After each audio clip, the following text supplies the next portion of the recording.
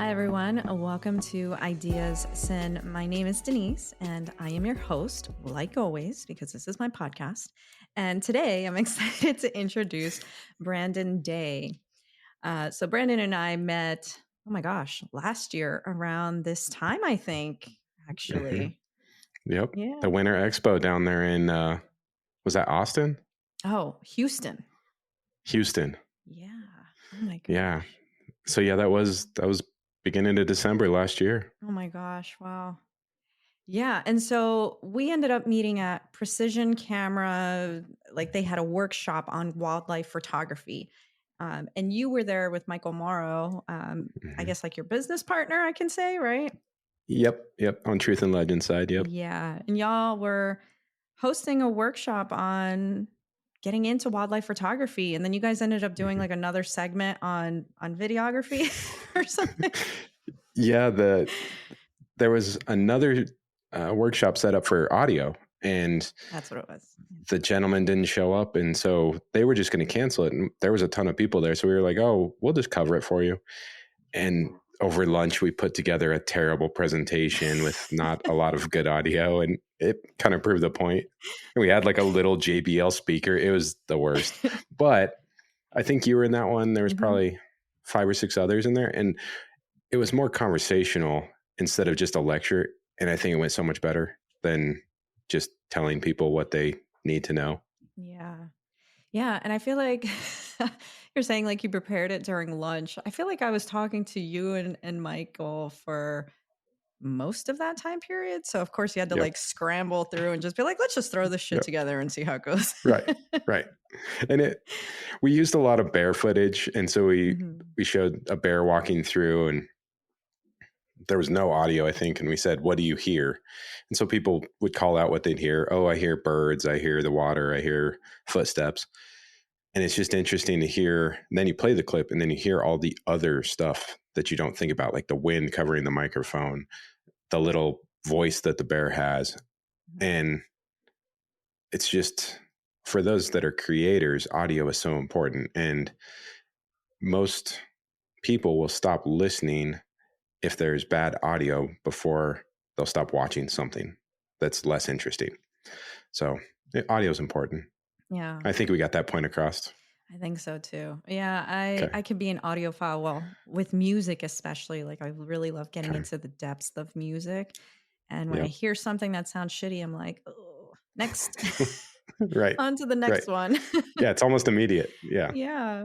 I mean, but did you grow up with a background in audio? I know from our conversation that's not initially what you started with, but on the audio side of things, I don't think I ever got that clarification. No, I've learned everything that I've from an audio standpoint of having to do video and just capture the audio side. And so once you start down that road, it just becomes a first you think the little microphone on top of the cameras. I'm recording through a camera, that's why I'm pointing at you all. Mhm. Um, you think that those are good enough, and then you listen to it, and then you hear something else. You're like, oh, well, how did they do that? Well, it's a bigger microphone. They're closer to the subject, and so it's just YouTube educated at this point, and just learning on the job. Um, but my growing up, I was doing mechanic work, and I grew up on a ranch, so we bucked hay, and Mm. that nothing to do with audio except maybe a rap from a motorcycle when we got to go out. But no, it was nothing to do with audio. Yeah. Yeah. I mean, that's a transition from working on a farm to going into YouTube. I mean, Hmm. so for listeners and viewers, what got you into YouTube? Oh gosh. So I grew up in the mountains in a little town called Bailey. It's about an hour outside of Denver, and it's close enough that you can go to Denver, but it's far enough that you're not doing it every day, especially when you're in high school and you're broke. Mm. And so I got a job as soon as I could, and it was like cutting the heads off of thistles and spraying weed killer down them. And that quickly didn't work out. So as soon as I graduated, I went to the big city thinking I'm going to go just grab the world and put it in my pocket.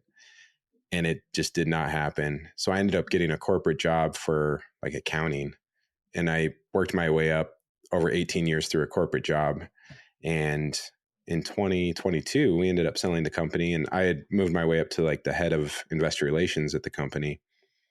And I decided I just wasn't going to move to Houston, and I was done. And so I quit my job and went into this video world. And moving into the video world from corporate America, you think, well, I got a camera, I got a microphone, let's go make some videos. And that's just not how it works. Like, you need to have contacts, you need to have advertising. And so I had a lot of time. And I met Michael while we were on a filming Bears. And he was like, big on YouTube. And I had been thinking about it. And so next thing you know, I'm like, I'm doing it. And so I posted a video every week for like 20 weeks. Mm. And it was just exhausting. And they say that you got to post 100 videos before you get traction. And I'm nowhere near that. But it's just every week is focusing on content. And as soon as I started getting a lot more commercial work, I just couldn't keep it up. And I'd rather focus on client work that's paying versus just YouTube, where I was just vlogging. And it wasn't that interesting for the majority of people. Yeah. So, yeah. Yeah, the whole YouTuber world it feels like everybody wants to get into it. I mean, I've Yeah. dabbled with the idea as well, but I'm like, I don't know what I would put on there. I don't Right. know how to edit this stuff or market it. Mm-hmm. Well, and we started, so we're back at it, Mhm. Michael and I, and I'll reference Michael. He's the, we actually have three. It's Eric Youngblood, Michael Morrow, and myself on the YouTube channel. And we started up Truth and Legend YouTube again. So we're 4 videos in, and we have 1 podcast out there now. So we're just getting that started back up. But it takes a lot more. It's a natural history channel for the most part. We are going to talk about commercial stuff, but for the most part, we're wildlife photographers and videographers. And making a sequence with a moose, for example, or a brown bear is so much harder than just going out and filming like what's in my backpack. Mhm. And so I think Michael spent 35 days with moose, Yeah. and I was supposed to be up there with him, but I was doing commercial work. Again, you just got to stick with what you're. I'm a big person for responsibilities. If I've said I'm going to do something, I'm going to do it. So it was just sticking with all those things that I'd agreed to. Yeah. But yeah, YouTube's I would say anyone that wants to get into filming should go make their own YouTube and just figure it out, because it teaches you how to edit. Number one, it teaches you through that edit process what you're missing, whether it's video footage, B-roll footage, audio, and it's going to make you a much better videographer or even a storyteller at that. And so I would definitely recommend everyone at least try it if they're interested in it, because you're going to level up pretty quickly through it. But that's just personal preference. Yeah.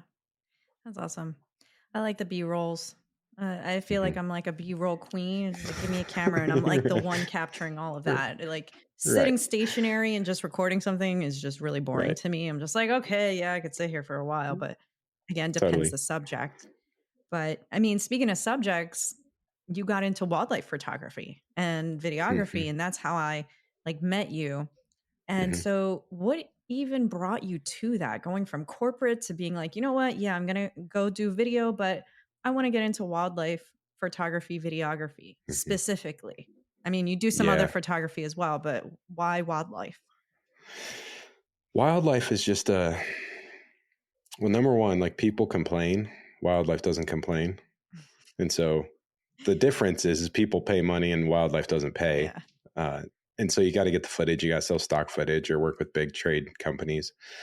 But there's just a humbleness that comes with filming or photographing wildlife. As I've progressed, there's just something that reminds you. For example, I was filming a brown bear, and this brown bear had moved in close, and we were in Katmai. And the rule there is, if the animal approaches you, it's fine, but do not approach the animal. Hmm. And so this brown bear had brought, it was a sow, and she had brought her 2 cubs, and she ended up 20 feet from us. And she spent 8 hours with us. And these brown bears can get 800 to 1,000 pounds. Mhm. They're well fed. They eat salmon a lot. They're not having to scavenge like a grizzly bear would. And there's just something absolutely humbling about sitting across from an 800-pound predator that reminds you how insignificant you are in the world, that then reminds you how significant everything is to your life, right? And between that and the quiet, and it's just nice to be out there. but it is hard to make it in wildlife photography, which is why I have to do the commercial stuff. And that's primarily how we pay our bills, is through commercial photography and video. But if I could do wildlife every single day, I would. We were up yesterday trying to film some rams, and we found probably 60 of them through the course of the day. Mm. And you get home and you just feel, I don't know, there's just something about connecting with the wild that um, maybe it's instinctual, being that that's kind of how we felt back in the day, and we had to live off the earth, and maybe it's just that connection. I'm not sure, but I just love being outdoors and with the wild. I ended up getting into video and photos through birds, funny Oh, enough. really? And Mm. yeah, well, because living in the city, Yeah. we don't have much here in Littleton and or Denver.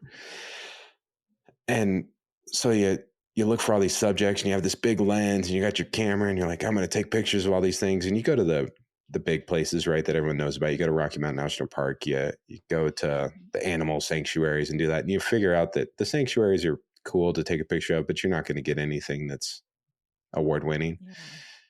And then you start focusing, well, there's a little bird in my backyard. And so then it turns from a little brown bird into a little brown bird with yellow highlights. And then it turns into, well, oh, that's maybe a yellow warbler, or maybe it's a goldfinch. And then it turns into, well, that's an American goldfinch, but it's a non-breeding male and it's in its winter plumage. And so it's contagious Yeah. for some people. And that's how I got into it. I loved photographing cars, but cars, again, we're in Colorado. It only uses 6 to 7 months out here. And so what else are you going to photograph? And birds. And so that's what got me into it. Yeah. Birds are Yeah. really cool though. Like the more you Yeah. get into it and the more you Mm-hmm. learn about it and their structure and their capabilities, it's super Oh, cool. yeah.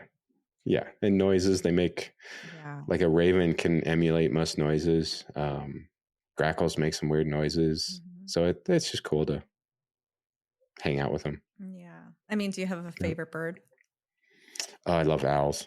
So Mhm. any owl is just a big win for me. We found, well, I said but I found 8 long-eared owls last winter. We got to spend, I don't know, 3 days with them. Nice. And then we just owls are kind of boring during the day. They scratch, they preen, they sleep. And so you can only do so much with Yeah. that footage. So unless someone pushes them, and we don't push anything and we don't bait. So Yeah. it's pretty boring from us. But um, we went up to Alaska in March to film eagles, and we got on a great gray owl, which is a huge owl. And we don't have them here in Denver unless there's something wrong with the bird and it flies the wrong way. And so that was really cool to see a great gray owl. And I can send you an image that you can pop up here for everyone to see. Yeah, I'd love that. So And I'd love yeah, to figure out how to do that. But yeah. yeah, it's cool. Yeah, you'll figure I'll it out. figure it You out. got it. You got Yeah. this. That's how I roll. I'm like, I don't know what I'm Right. doing, but fuck it. Yeah. That's Let's how see I how do it goes. things. Yeah. Yep. Oh, so okay, so you both end up just filming in like Colorado and Alaska. Are you ever going to Mm-hmm. other states or even other countries to go and film or photograph animals? Um, Me particularly, I don't leave the country yet. We have some discussions in getting out of the country. There's just so much here in like the US and Canada and even Mexico. Mhm. We go to a lot of different states. I was just down in Texas, down by South Padre, and they actually have one of the largest trails just because Texas is huge, but it's a big birding trail and it follows the entire island. But they have a big refuge down there, and it's part of the birding trail. It's the South Padre birding, has something to do with alligators on the last part, but Mm. they rescue alligators that can't be rehomed essentially. And then they educate the masses, but then they also have this giant boardwalk of birds. And so I got to check a bunch of birds off. They had like roseate spoonbills and great blue herons and some cool stuff. So yeah, we were just down there doing that. And then New Mexico for the cranes. We do Alaska. There's Oregon, Washington, uh, Utah. Utah has some great wild horses if you can find them. Oh, that would be Yeah, cool. What about yeah. We're gonna. Wyoming? Yeah, We try to stay out of the big national parks. It Oh. just, it's too much for us, Hmm. because the problem that we have is as soon as you pull out a big camera, we're not using like little mirrorless setups. We do have those and we use them, but for the most part, we're shooting on Reds or an FX6 or something large. And as soon as we pull that out, well, you can see this lens right back here. As soon as you pull something out Hmm. like that, it is a traffic jam. And you could be photographing a flower. And as soon as you pull that out, people just start slamming on the brakes like there's a grizzly bear. And so you got to be a little thoughtful in your placement of those. There's a Yeah, bear. It's like, no, it's just a pretty exactly. flower. Right. It's And actually a that's weed. happened before. Right. Right. Or the water, or just, Yeah. yeah. But we do, there's antelope in Wyoming that are really cool to film. They're pretty, most of those areas are hunted, so they're Mm. pretty skittish. Um, so you have to sit in a blind, you got to creep up into an area where you kind of predict where they're going to be. There's a ton of birds again. You have the grouse and greater prairie chickens that you want to do if you want to see that, if you go find a lek. But so many of these leks are being shut down that it's just people, right? They build, and next thing you know, the habitat's gone, and so those birds are gone for a while or forever. So, yeah. Yeah. But yeah, Wyoming's a good one. The East Coast is somewhere we're probably going to focus on here in a few years, just because there's a ton of birds out there. Number one, Hmm. but then you got stuff like Louisiana and Florida that have swampland, Yeah. and then you get into the gators and the snakes and all that good stuff. Yeah. Get ready for the biting flies that are down in Yeah. Florida. Oh my gosh. I went down there and I was just kind of doing my little version of wildlife Yeah. photography. These flies just kept attacking me and I was just getting so pissed off. I was like taking off my bags and just swatting at them like crazy. Yep. I mean, but y'all probably have to deal with that kind of stuff all the time, depending on where it is that you're going. So, for Yep. anybody who's unfamiliar with wildlife photography or videography, like what do you actually have to pack, and how do you optimize the kind of gear that you take, even when you're traveling? Because Yep. again, the gear is not light. There's a lot of different aspects of instruments and clothing and all this stuff that you have to pack. So how are y'all optimizing all that when you go on shoots? Yeah. We try to pack it into one backpack. When you fly, that doesn't work out so well, just because the backpacks that we carry these cameras in, like I carry an f-stop Shin. It's a 70-liter backpack. You can't bring that on the plane. And so what you end up doing is breaking down these cameras, and you've got to put them together at location, and then we'll just throw them on the tripod, and then we'll carry them on the tripod most of the time to the location that we're hiking into. There are some areas where we can go pretty slim and just bring a monitor, a camera, the lens. Um, it depends on which camera we're shooting. You need to bring neutral density filters for those that aren't familiar with that. When you get into video, you lose your triangle of exposure, and so you don't get to change your shutter speed. And so the way you end up cutting light, once you get your aperture dialed in for your depth of field, you use neutral density. And so you got to pack your neutral density filters. You can do that through a map box that sits on the end of it, or you can do a variable. Um, we don't use a lot of variable filters, just because if you buy a cheap one or something happens to it, you'll get an X pattern that runs through the footage. And on 8K footage, you really notice that. Mm. And it's just, we try not to do that. We do, sometimes you just got to deal with if you can't carry it in, you can't do that. And then you got to bring all your other stuff like water and food. And so most of the time our packs are anywhere between 40 and 60 pounds, depending on what we have in it. Um, and you just you just carry the pack as far as you can, and you hope you get something. But most of the time we know the area that we're getting into and what's there and what we're looking for, and we have good intel on it. Um, I mean, sometimes you go out for like waterfowl and you just hope. They're very skittish most of the time, and so you have to sit in a blind. I sat outside one time waiting for one duck, and it was -20, and I just laid on the ground in like a blind cover that you can get for like the ground cover, and it was 2 hours, I think, of just lying there still, and I got it.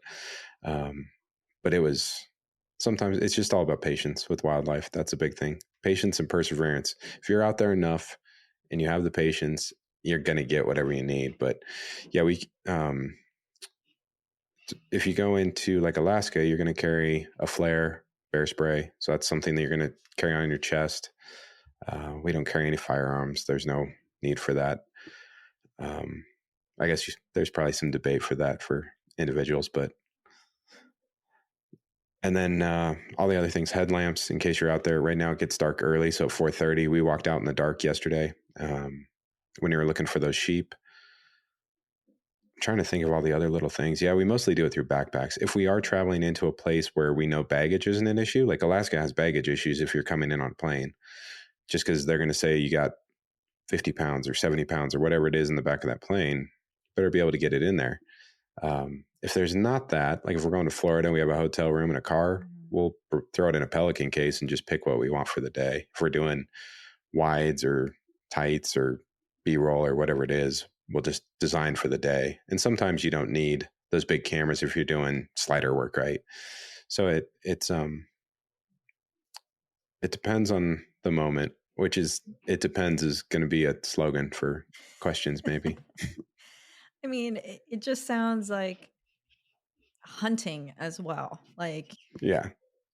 I've hunted before like years ago, and it's the same thing. You're literally just walking Hmm. out and you're just kind of hoping for the best, and you just have to sit and wait like you're saying. In photography, it's like the same thing, only like your shot is kind of different than Hmm. the hunter's shot. So, Yep. yeah, patience is definitely a virtue in that game, but it is Yeah. really nice because it allows you to be open to your environment, it feels like. So, do you feel like it's allowed you to really ground yourself and connect to yourself more than how you were when you were working corporate, for example? Yeah, definitely. The way I describe corporate work is I felt like a caged lion, and Mm, I mean that's a little bit of like me comparing myself to a lion. Like let's laugh at that first, but the that's the feeling you get sometimes when you're doing something that you maybe don't necessarily love. And I had a great job. The last 10 years, I made good money. It was, I mean, everything that someone thinks they want for the most time. I mean, you go to college thinking that's what you want, right? Um, but it was always just something that was missing, and I couldn't put my foot on it. And you just become a little unhappy with the world, and you don't know why. And maybe it's just life passes you by a little bit. And I mean, I made the comment earlier, I was going to put the world in my pocket, right? mhm, And most of us don't do that. And so there is that kind of harsh reality of like, hey, you aren't doing this, and the world kind of puts you in your place. And so there's a little bit of resentment, I think, that falls through that. But once once I moved full time into freelancing, it was amazing. I mm, had all the risk in the world. Paycheck was what you made of it. It started. We moved on to my wife's insurance because she had gone back to a job, and she was a stay at home before this. So we kind of flip flopped, mhm, and it should have been like the most scary, anxiety inducing time, but it's been fun, and I would do it again in a heartbeat. Um, but yeah, I think being outdoors is just something that grounds you. And the only thing I'd say is if I could have both, where and I we do that now. I work in the office, right, and then I get to go out. You can never have it the best way, right? And so, like right now, I'm thinking, oh, I need to be out in the field, and I need to be doing more of that. But then, if you're not in here editing videos for clients, you're not making money. mhm, So I think a little bit of self reflection and temperament of like, what do you actually need to be doing? What do you want to be doing? And really focusing on those goals has really helped me at least. mhm. And So, and so do you think that the transition from corporate to freelancing was easier because of your partner? Or do you think that if your partner wasn't there, it still would have been a pretty easy transition? Um, I think I had the benefit. So corporate work, I worked, um, being the head of investor relations, I dealt with Wall Street most times. We were in Chicago, New York, San Francisco, Toronto. I mean, we were in major hubs talking to big funds. It was a $5 billion company that we ended up growing. So I had a different perspective than most people on just the world. I saw a different world than most people. I mean, you get to watch movies about it, right? Like The Big Short. And I think that kind of dissuaded me from pursuing that further and moving into like a VP role of finance or something. And I just didn't want it. I wanted to just do my job and be able to go home. I think when I met Michael, he's good about telling you, well, that might be a good idea, but think about it. And so he never really told me, like, do this. I had to figure everything out. Mhm. The best thing that I would say about having someone like that is he's critical. Like when I would show him something, he'd be like, no, that sucks. Mhm. And he was just like, Try that's again. exactly what you need to hear. It Yeah. hurts, but it's like, yeah.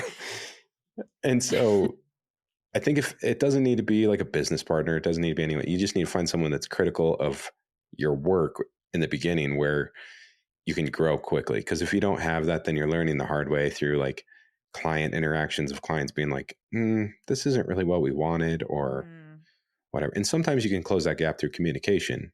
And communication is huge with clients. If you do pre-calls and pre-production, the problem with that is you're cutting into your margin, right? Because that's more time, and that means on a per hour basis you're being paid less. But in the beginning, I think communication is key for that. But back to the whole mentor kind of side of it, find someone that's critical, and that's going to help you grow a ton. So I think I would have done it, but it would have been a heck of a lot longer. Even with him, it was 6 months before I made any revenue in the mm, commercial side. So it's a long horizon. And they say that most businesses are 3 years before they're in the green.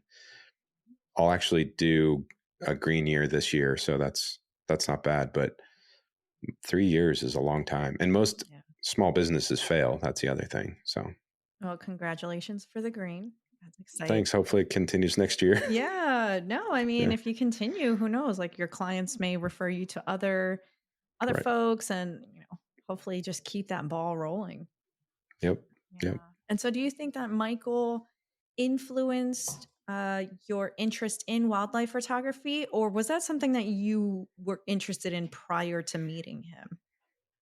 Oh, that was something I was heavy for before. We would spend September in Rocky Mountain National Park photographing elk. Mm, Um, he kind of reinforced the one thing that he did is he reinforced my want to move into video. I was on the photo side mhm, for 10 years, and photos are fun to take. They're easier to take a good photo than a good clip, but I'd want to I'd wanted to get into video, right? Because everyone wants to be a YouTuber. You want to Instagram Reels was coming up, all this stuff, right? And it was all video, video, video. mhm, Our iPhones could take decent video all of a sudden. GoPros were at 4K and then they're 5K. And so everything was leading towards video. He kind of reinforced that, yeah, video is the way to go. You can still learn through photography, but video is like where you're going to make money. mhm. Um, Now I'll say that 3/4 of my business this year was photography, so you can still make money in photography for Yeah. what it's worth. But yeah, he not so much on the wildlife, but a lot on the video side.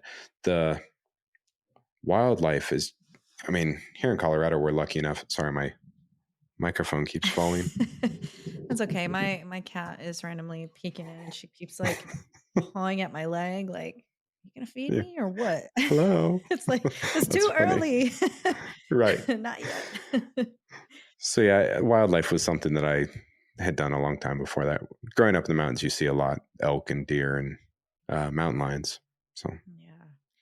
Oh, that's Yeah, that's such like a transition too from going, being in corporate, you're like surrounded by people and again in the city and just Yep. inundated with so much noise and action to now going into wildlife where it's like peaceful and there's a different type of noise, I want to say. I mean, it's I kind of resonate with that as well. As like I grew up on an island and it was, Yeah. just outdoor all the time and just being around so much plants and different types of Mhm. animals. And it is very soothing and more freeing, I find.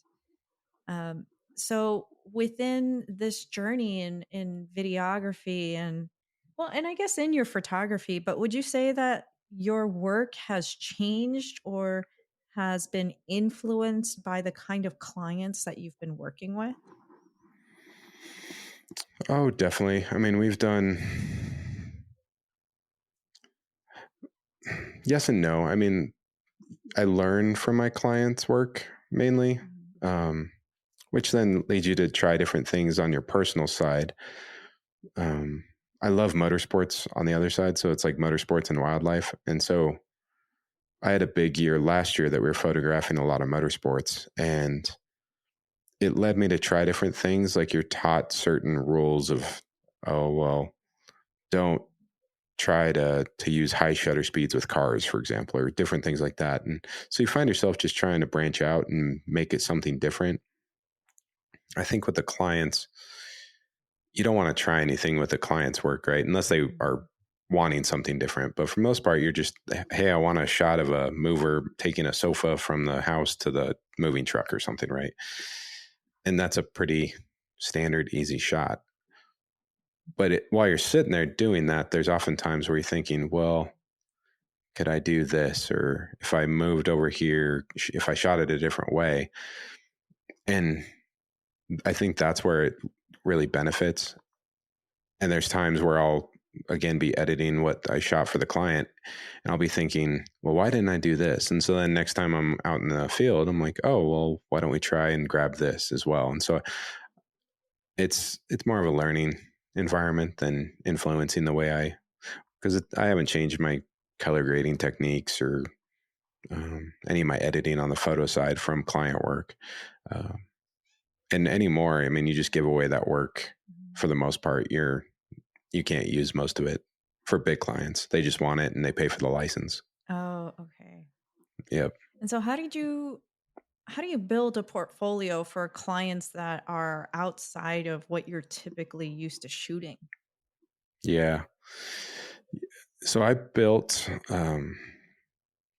being wildlife and motorsports, I didn't have a lot of people, right? And Mhm. so I found a local studio and it was $75 for an hour, or you could buy the whole, or you could rent the whole studio for $400 Mhm. for a day.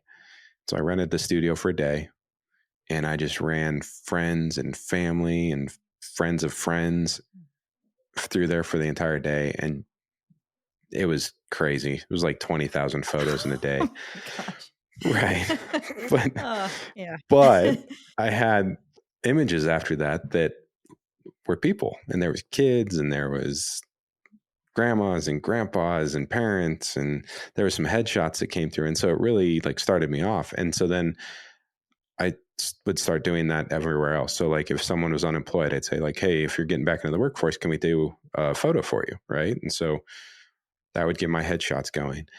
Then we would do family photos. And so I'd exchange my photos for another photographer's family photos. And so we'd kind of flip those. And so it was just a figuring out that I needed to have where my gap was and that I needed to have those and just figure out a way to do it.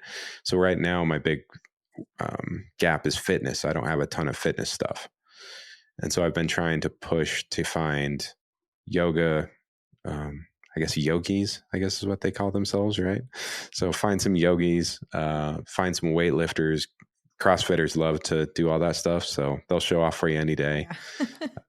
And so that's my big push here recently. I just haven't had enough time to find a gym to find the B roll. It gets a little harder with Mm, video because you need the light and then you bring studio lights. And so you really cause an issue for an active gym.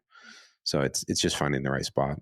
yeah. Well, if you're Yeah. ever in Texas or ever go up to Colorado, happy to do some yoga There you poses go. and stuff with you. Yeah. So And that's it's what it's free. about. You just find someone that does it and they get some portfolio work and Yep. yeah. Yep. I got to build out my portfolio with some things. So happy to exchange time for prints. There you go. Exactly. Exactly. Oh, and so I mean, when you're going into a field like this, what kind of, I mean, do you set yourself up for different goals or do you have like different visions of what you want to do with this? Because initially starting in, you go in and you're doing YouTube and you're getting into more social media and you're doing more corporate work. But like, do you kind of just keep yourself open to those kinds of things or do you have like Mhm. certain goals that you build up for? This year's been a big goal. So I wanted to make $40,000 this year. That was my big push. I wanted to clear 40,000. That would theoretically fix everything on the business side so that you could cover your expenses, and then have money for the family. And I'm lucky that I have a wife that works and like we can split everything. So I am lucky in that regard. But I wanted to have so many jobs done by certain months. In April, I had done 2 jobs for the entire year. And so it was not looking good. And then June hit. It was the end of June, and I was in, where was I? Oh, I was in Endicott, New York, filming, or I was photographing for the PGA Champions Tour out there. And I got a call, and all of a sudden it just like opened the floodgates. And we had, I don't know, there's 12 jobs that next month. And so it just started going. And so I keep saying it's just me and with the company. Sorry, it's an old, so Yeah. in corporate world, you learn all these things Yeah, like like we are a say team. we, Yeah. exactly. So it's a bad habit of corporate. And so I just worked on that for the next, I don't know, like I just finished up the last project here last week, and it was just go, go, go. So I missed the rut on the elk side. I missed the rut for the whitetail. I missed the rut Mm, for the mule deer out here. I think we're going to be late for the bighorn. Bighorn are usually right here in December, mm, and they were sitting there eating. So that's telling me they're done with the rut. So we missed it all. But that's okay because I was making money, and that was the whole point of this year. yeah. And yeah, so and then my other goal was to just move everything into an actual corporation. So got the LLC formed, got the EIN. So dealing with the taxes, it's a pain in the butt. But you have an accounting background. Shouldn't that help? Right. Yeah. Accounting and taxes is like way different. Well, and Yeah. like I didn't finish, I finished, so I went through high school Mhm. and I went to college and I got halfway through, but I had like a decent job at that point. And I was like, well, this is like 20-year-old thinking, right? I was like, well, I have a good job. I don't need to go to school to find like what I need to do in life and then to go get another job. So why do I do this? And like all of the times that I had midterms or finals were falling on these deadlines and I kept having to make them up. I was like, I'm just not doing this. And so I never finished college. And so I ended up working my way up to the top of a $5 billion company with no college degree. Mm. So you can still do it. I wouldn't recommend it, but you can still do it out there. Yeah. No, that is interesting. I mean, those are the kind of stories that are few and far between, right? It's just like, yeah, you're sticking with that company though for a while to get up there. I mean, and you've probably seen the company grow tremendously over that time. But were there any points within, I believe you said 10 years, that you were just like, you know what, I think I'm going to quit this job and find something else? Or were you like, no, I'm going to just stick with it and see how it goes? Oh no, there was so many times where I was going to quit, but I mean the big one is we went bankrupt. So there's technically it was a different company that I worked for after COVID, but so in 2020 the company went bankrupt Mm. and a bond came due in the middle of it was April of that year and they couldn't cover it. They didn't have the cash and so debtors called the debt and company went bye-bye. And so they brought in this new CEO and there was a moment where I was like, well, there's no way me and the team are making it through this. And he said, hey, I want you on the team. And let's do this. And so we built the company back up. And I think we came out at like $1 billion in market cap, and we grew that all the way up to 5 billion. Um, Oil prices bounced around a lot. I mean, we had an election in there, and it was I mean, elections are just disasters for Wall Street anyway, just because it's so much volatility. Mhm. Um, but I mean, there was several times that we'd have big projects. We used to write annual reports, which are these paper documents for shareholders, and it's just telling the year in review essentially, right? And I remember one year we finished this one, and we had done 3 covers, and the CEO grabbed it and just hucked it at me from across the room. And he's like, "This is terrible." And it was like the day before the deadline to print. And it's like, well, what are we going to do? And so it's just like the end. Like, how do you fix that? And so we ended up going with it and printing it, and he just hated it. But um, there's definitely those moments where you're just like, it's 11 p.m. at night, and you're like, I don't want to do this. Mhm. But what's funny is there's times,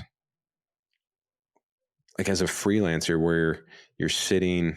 I had a client that I was on an active taxiway, and we were filming for um, a product on an airplane, and it was just miserable. It was like 120 degrees. There's bugs biting you. You're on the asphalt, and you're just getting obliterated. My camera had come loose from one of the quick release mounts because I bought a cheap quick release mount, and it loosened up over time. And so it fell off in the Oh taxiway. no. But at the end of the day, it was still like I left that place smiling because it was fun, and I got to control my own destiny. Like, if I don't make it, it's because of me now. It's not because of someone else. And so it kind of gets rid of that excuse of like, well, it's because of that person, or, oh, it's because of John Doe. And um, I thrive in stuff like that, but it's definitely not for the weak. If you can't be honest with yourself, I would say don't work for yourself, because it's like you got to be a harsh reality to yourself sometimes of like, hey, you're not making the money you are. Like, you got to go pick up some jobs and go do something you don't want to do, like kid photography or like portraits or something, right? And Mhm. sometimes you do that. But so yeah, there's definitely times where I'm just ready to quit. I will say here recently, like editing videos, there's stages, and you'll go through this with the podcast. There's like the Yeah. stages of the edit where it's like you film it, you're feeling good, you get it into the program that you're going to use. We use DaVinci Resolve, Mhm. and so you get it in there, and all of a sudden you're like, I don't know, like where do I start? Oh And so yeah. then you find anything else to do. Like, I'm going to go make a croissant or something, right? I'm gonna learn how to create Exactly. this. I'm going to make an underwater basket. And so, like, there's that stage. And then you Yeah. have the anger stage of like having to think of it all. And at least for the podcast, it's very like beginning, middle, and end. But yeah, it's usually about halfway through the editing. I'm like, why am I doing this? Like, I should just go get a regular job. So, That's why but I'm doing this kind of part-time while I have a regular job, just in case it yeah, doesn't work out. It's like, oh, let's yeah, just see how this goes. yeah. Podcasts of the future. Are they? I mean, Gary Vee was saying he wants to see a podcast. He wants to see more podcasts, and not that Gary Vee knows what's like. So take that, just if you have feelings about Gary Vee, whatever. But I watch a lot of YouTube, and so Gary Vee was saying that he wants to see more podcast style content make its way into long form YouTube. So Yeah. it's interesting. Yeah, that whole that's one thing that I've heard. I mean, with social media platforms, there's always like that constant and instant gratification, and it's all super short form content. And now there's apparently going to be this like little revolution where now we're going to extend into longer form content. And obviously, if you have longer form content, you can, like we discussed earlier, we can cut it down and make all the smaller pieces necessary, Right. but we can have multiple forms in that way. Mhm. And that's kind of what I'm planning on doing anyway. So, is sharing it on the different platforms and sharing different pieces and trying to make it as accessible as possible for different people, because I know not everybody's on like Spotify or Apple, Right. and I want all types of people to listen to all these different stories and to receive the inspiration from my speakers. So yeah, that's really cool to hear that. provides a little more hope in what it is that I'm doing here. But Oh yeah, you got this. I mean, it's the biggest thing that you're going to find is just consistency and like perseverance, and that'll do most of the work for you. I mean, you're still going to have to record them and do all that stuff, but just being consistent on, I think, is the big thing right now on social media. And I say social media, but like podcasting, YouTube, all that stuff. A lot of the stuff that a lot of the ones that I enjoyed listening to, um, haven't been going for like a year now. And so they've just kind of stopped, unfortunately. And I mean, there's so many podcasts out there. It's hard to find podcasts though. It's not like I have to ask you like, hey, what's one of your favorite podcasts, right? And then you have to tell me. It's not like I can just go to my podcast app and say like wildlife podcast. You'll get some, but you might miss some really good ones. Like Casey Anderson, who is, everyone knows him as Grizzly Guy. He's the guy that had that big bear. He just started a new one, but he had an old one called Sidetracked, and people just didn't know about it. But it was a really good podcast about wildlife and tracking. He's been a tracker his entire life, and so it's very interesting to hear his perspective of animals. And he spends a lot of time with cougars or mountain lions, and his new one, Wild Tracks, he's been bringing more guests in, and so it's been interesting. But it's hard to find podcasts. I find. Yeah, that's so interesting. Do you think it's just because of the marketing aspects of it, or just that it's not getting picked up by the algorithm? I think Apple's just bad at that, to be honest. Like I use the podcast app and they just aren't good at, like, if you read a book in like Kindle, or if you listen to it on Audible, right? You hit that rate and review immediately at the end of that book, and you can rate it, review it, but then it also says like you may also like, and it's like based on your listening of X, here's some suggestions. And then if you don't like that, you can go to your home screen and you can say like, oh, well, what was that book I read like, I don't know, last month? And you can go to that rate and review, and next thing you know, it's like, here's another recommendation. With podcasts, it doesn't do that. So there's not, and I think it's probably, there's no money in it for them, right? Like they don't make anything from it. But I think that'll probably change. I mean, follow the money, right? Everything will change. If people are getting into podcasting, there's going to be something that changes. So, and do you think that you would have gotten into podcasting had you not gotten into video or YouTube? oh, Michael definitely drug me into podcasting for sure.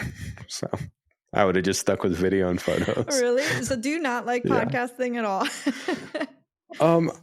I actually don't mind podcasting. Yeah. I really enjoy talking to people face to face. So it's kind of a natural progression into podcasting. It's just, I don't know. It's the whole sitting here staring at yourself in a screen that kind of, it's just anxiety inducing, right? Yeah, and I understand what you mean. Like it is one thing to talk into a camera and be like, "Yeah, what's up? We're connected." But yeah, in person is so much more fulfilling, I find. And so eventually I'd like to upgrade my gear and get like one of those Zoom Yeah. recorders and lanyards so that I can go out and be out in the wild, so to speak, and then just record wherever I am with whoever I am. And we don't have to go through the entire scheduling thing. And it's like, I have it. So I'm going to put that on a wish list if any That's a listeners goal, want right? to chip in for that. Yeah, there you go. Christmas is coming. Yeah, I know. Well, this whole thing. I guess you're going to be six, or this is going to 24 thing, huh? Oh, yeah, I guess that's true. Yep. Yep. Yeah. They can still buy it for you though. I know, right? It's just part of my exploration as a creator. Yeah, there you go. Yeah. But I mean, so for me personally, I see that there is an overlap with all of these different platforms. So for you, what do you think has been the most important skill that you learned in any of these platforms that has really helped to step up your game in all of the other ones? Oh gosh. Time management, and that is not the answer you're looking for. But I wasn't looking for any answer, just whatever like one you provided. Yeah, time management has been my biggest. I have a little bit of a squirrel brain where it's like, oh, look, shiny object. And so learning to manage that. And that's what a corporate job does, right? It Yeah. reels that in. But I guess, let's see, since I've been freelancing, what has been the biggest thing? I think the maybe with clients is actually listening to what they say instead of listening and having an answer all the time, because there's such a want to be that expert for people, right? Where if you come to me and you're like, hey, Brandon, we're going to film this brand highlight video. We have a day to shoot it and we need a minute roll or something like that, right? Then I feel that I need to be the expert in doing that. But sometimes there's things where you just don't know. And it's okay. And this is what I've learned. It's okay to not understand what you're doing sometimes. And maybe it just needs more discussion around it. Or maybe it's just a subject that needs to be fleshed out more. Or maybe they don't know either and they're just looking for insight. And that's been a big thing that I've had to just back off. Like, okay, like actually listen to what they're saying, think about it. Can you answer this? Do you actually know the answer to it? Because it's gotten me in trouble once or twice with being like, oh yeah, we can do that. And then it being much, much larger than what I expected. So, yeah. Yeah. Under promise and over deliver. Oh, absolutely. It's hard to do that in the video world now just because everyone has a video camera in their pocket, right? And so there's an expectation that an expert or a professional should be able to do something that an iPhone can't. And honestly, iPhones take pretty good video anymore. So it's more just about storytelling and composition. And storytelling is huge. And that was an early insight into photography and then carried through into video. If you can tell a story through one image, you've done a fantastic job. If you can tell a story through a short video, same thing.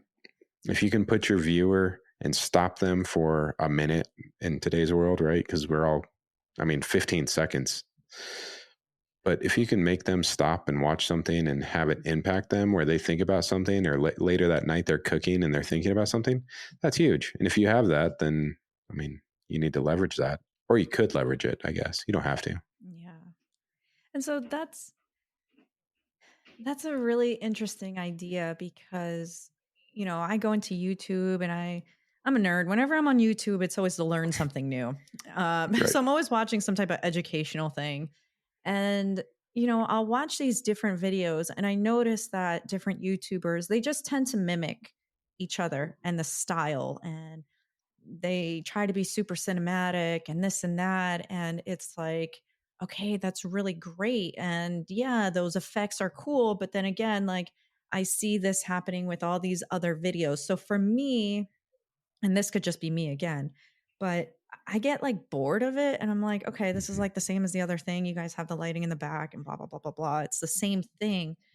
So, how, maybe from your perspective, how do you see it maybe affecting the storytelling? Like the visuals are almost distracting from the storytelling. And where do you think the visuals and videography is going to go from there, considering where we are now? Um, it's hard to say where it goes. I think YouTube has never been more boring, to be honest. And I hate to say that there's a lot of good stuff on YouTube, but I think the mainstream content that we're all fed, so the same video that you see that I see on my You May Like, is pretty boring unless you care about the new Canon Acme lens or whatever it is. And it's just, like you said, it's the same thing regurgitated 100 different ways from 100 different people.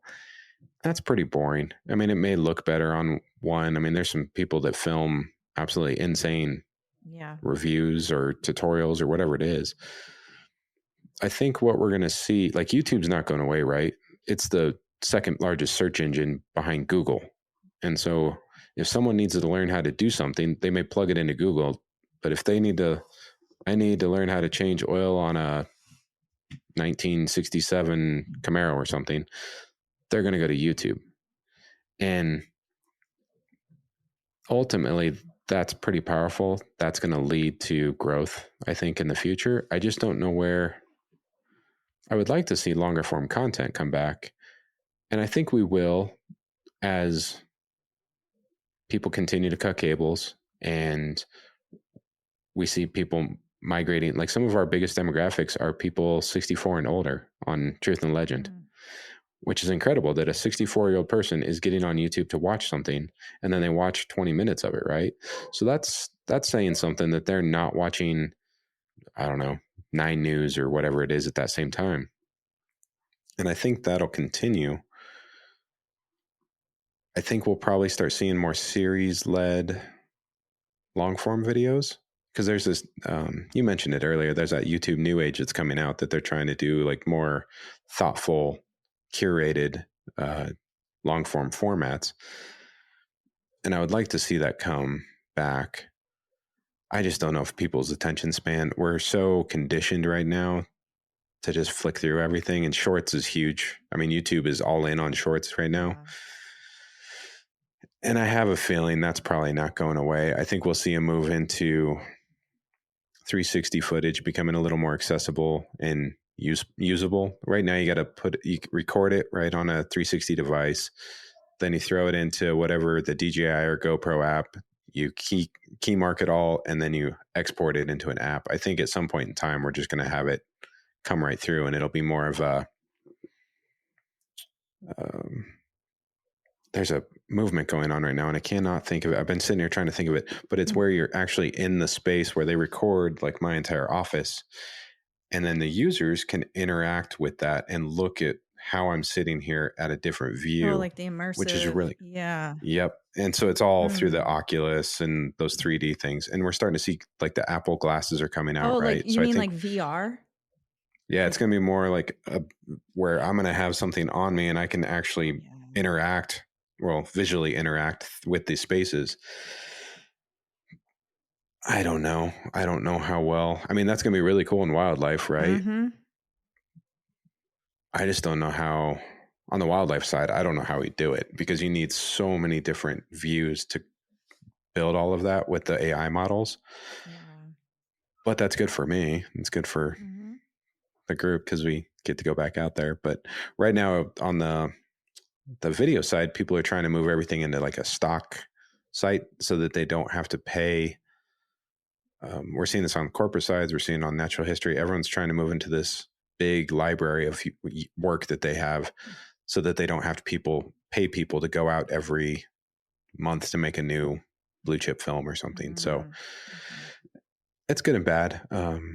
It's good because wildlife is going to change and the scenery is going to change. The seasons still change. I mean, the salmon ran 2 weeks later in Alaska this year, so it's different world, different foliage, and it's all good. Yeah. Different perspectives. Yep.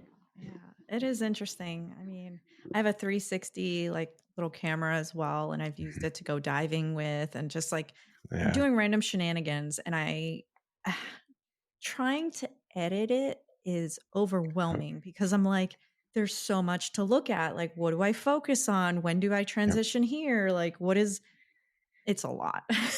Yep. So Yeah. whenever you decide to like dive into that, I'm happy to get on a call and be like, well, this is what I've picked up so far, or, Yep. vice versa, because Yeah. that's a whole other beast, I find. Oh, 360 is it's a monster. Yeah.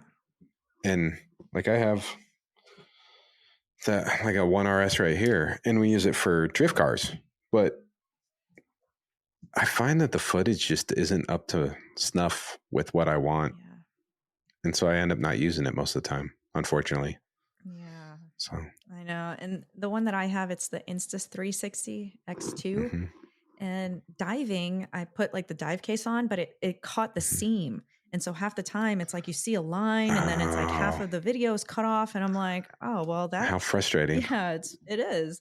So it's just like, yeah, there's still a lot of quirks that need to be worked out. But Mhm. again, I don't know if the newer models fix that. So I guess that's something else that you'll have Right. to see. But Well, and that's the thing that we just don't play that game for the most part. We're not buying the newest model that comes out every time. And so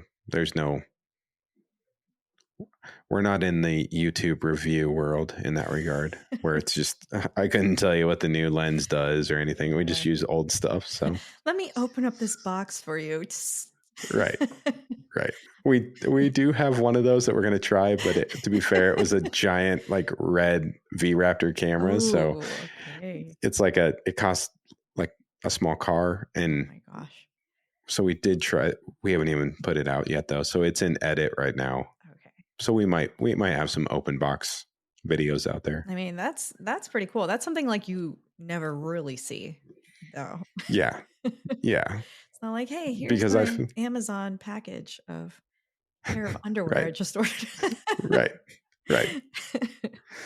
Right. um, no, but that is really cool that you get to work with, different types of gear. But to your point, like when you're transitioning into something new and you decide to become a freelancer, how much how much would you say you should invest in whatever it is that you're getting into? Like, are you going to tell people, hey, just go with like, the minimum amount of stuff so you can just learn the processes first and get whatever you need done and out of the way. And then later you upgrade to better gear? Or do you go in and maybe invest in the intermediate or the high quality gear right away just to get that investment done and out of the way? Hmm. I would say it depends on where you are on actually becoming a freelancer. So if you're still got a job and it pays well, I mean, you can go do whatever you want, right? Because it's, you've covered your bills, I hope, and you've done everything that you need to kind of handle your life. And so that money is it's discretionary. So, yeah, I mean, for all, I would suggest, I mean, go buy whatever you want. If you want to go buy prosumer cameras, do it. The better you know your gear, though, the better it's going to make you in the field. And that can be, I mean, we use GoPros we have an entire 4 months that we filmed just through GoPros because we were trying to use GoPros as camera traps to film these animals because we wanted a close animal interaction. And I mean, gear matters. So I'm not going to sit here and tell you gear doesn't matter. Gear matters 100%. It just, what does it matter for, right? So if you're just filming for yourself or for Instagram Reels, do you need a cinema camera? Do you need FX6 with internal NDs or whatever it is? Do you actually need it? And I think if you can answer that question definitively yes, then yeah, you probably should invest in that or start saving towards it. As a rule that I made for myself when I started this is that I was always going to make the maximum allotment as a percentage to myself, being 15% for my retirement. I was going to save 30%, and then I was just going to invest the rest back into the business. And that's not, I mean, there's no right formula, I don't think. I'm sure there's some guys out there that would tell you a formula that has worked for them, but that's just what has worked for me. And then obviously taxes, like put your money away for taxes. You don't want to owe the IRS anything. But I think you'll know when it's time to upgrade. I had a lot of stuff that I thought was really good coming out of the corporate world, and it was top of the line stuff, and it just don't need it. My favorite camera is my A7 IV, and it's just like the base Sony full frame camera. And it's just because it's a really good hybrid. It takes really good photos, but it can also do video. And so when I'm working on clients, I don't have to carry two cameras. Or if I do carry two cameras, one can be a designated like long lens or something. Whereas the A7 IV I can use for both photos if someone's doing like stage work at events. And then if I need to switch over and just grab a video, like a wide shot, I can do that with the A7 IV and it's done. Whereas like the other one the other one I carry is an A1, and it's great, but do you need 8K footage? Japan is the only place that they can play 8K footage right Where now. are they playing 8K? Because YouTube doesn't have that yet. No, Yeah. no, like there's not even a TV. Well, there's probably a TV you can buy. It's just a lot. Like there's just nothing that you can't even stream 8K right now. So in most worlds, you don't need that. Now I'll say from a natural history perspective, the more resolution that you can get, the more longevity you're going to have for that clip, right? So if we can record it in 8K, at least we get that many more years of usability from that clip Mm-hmm. that we can see that bear or that fish or whatever it is, versus having it in 4K. And then as soon as the 6K TV comes out, we're kind of hosed. So that is why we do think about it from that perspective on the wildlife front. But like client work, I deliver most of the stuff in 1080 still because they post it on YouTube and they don't care. So do you really need that 6K black magic camera? Probably not for what you're doing. If you'll know when you do, because your workflow is going to be hampered by time, or there's some efficiency and you're like, this could be so much better, like with NDs, right? Mm-hmm. I don't have to carry all the NDs if I had a camera that had an internal ND system. And you'll know that one day. Your computers are going to be another thing, right? So if you start heavily editing 4K footage with like multiple cameras, all of a sudden maybe you don't need that MacBook Air anymore, and you need a MacBook Pro or a Studio, even if you're doing that. So you'll know. I think if you're serious about it, you'll know. But in the beginning, just use what you got Mm-hmm. and learn to tell a story. That's the big thing. If you can tell a story, you can do it with any camera. I mean and it's all over YouTube, so I'm sure everyone's seen it. But that Creator movie was all filmed with an FX3. Oh, I don't know what the Creator movie is. I have to look it up. So it's called The Creator, and it's a sci-fi.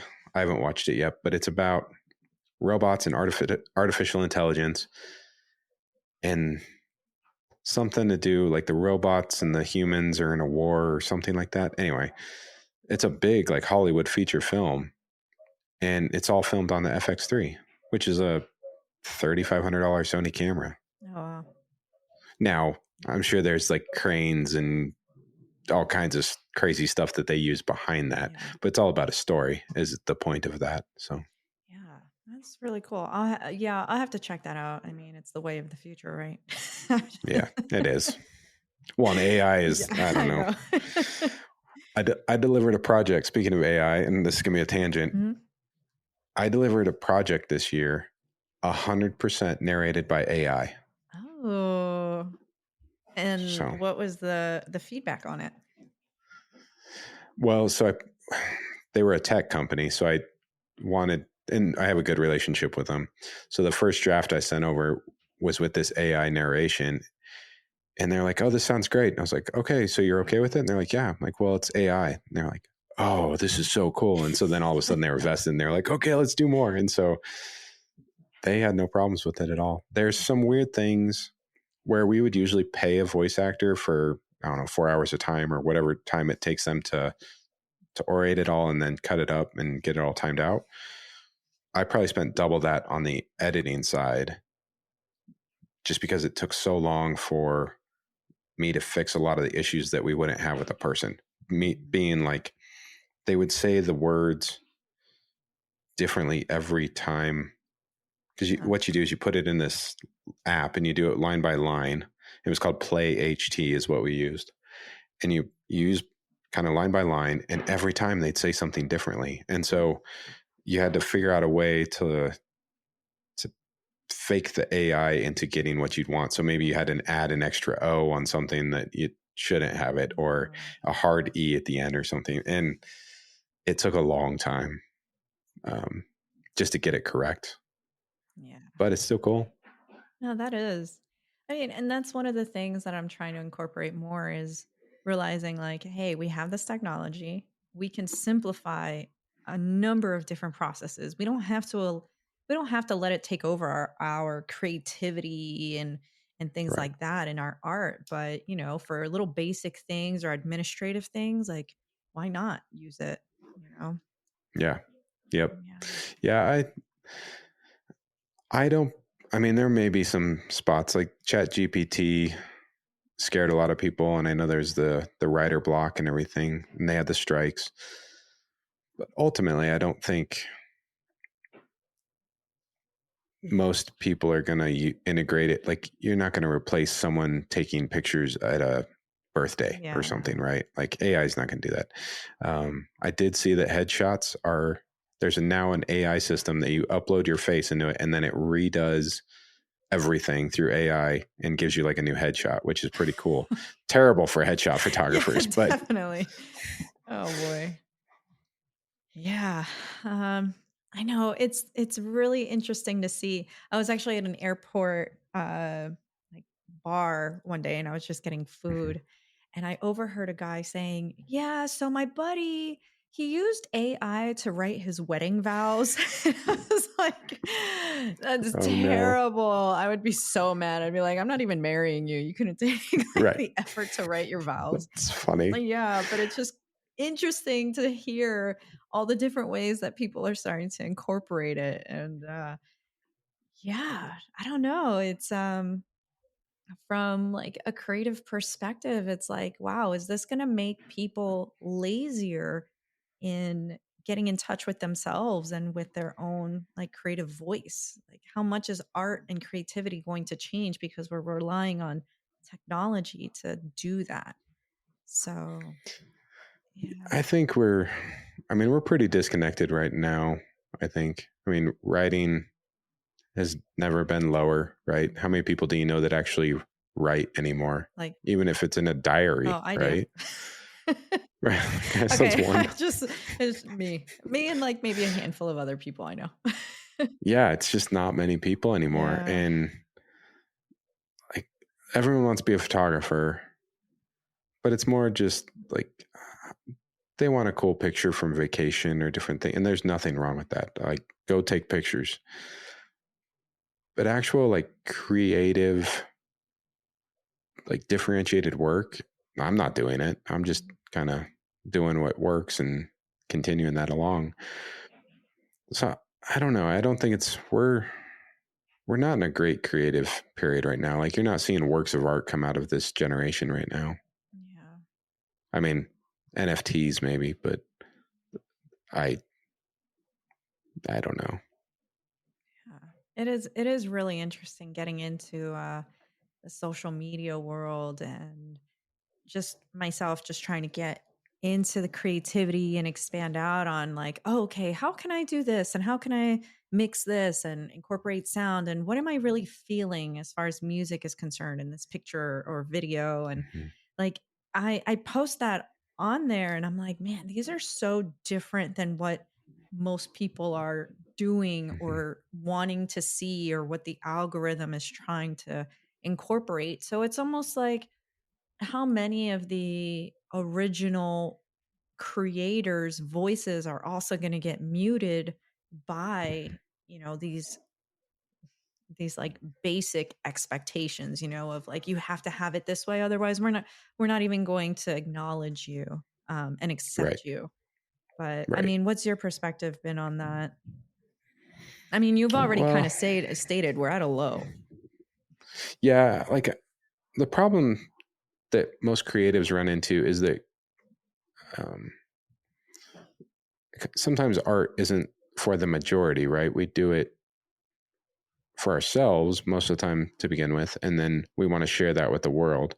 Where I think sharing it on social media gets to be a detriment for creatives is that when you share that, most of the time you can replace algorithm with audience, right? So if the majority audience doesn't like, it's not that they don't like it, it's just that it doesn't interest them, right? And so if it doesn't interest them, they don't spend time around it. And if they don't spend time on it, the business that is also known as a social media company neglects that and they push it and get rid of that, which then gives a negative confirmation to the artist or the creative.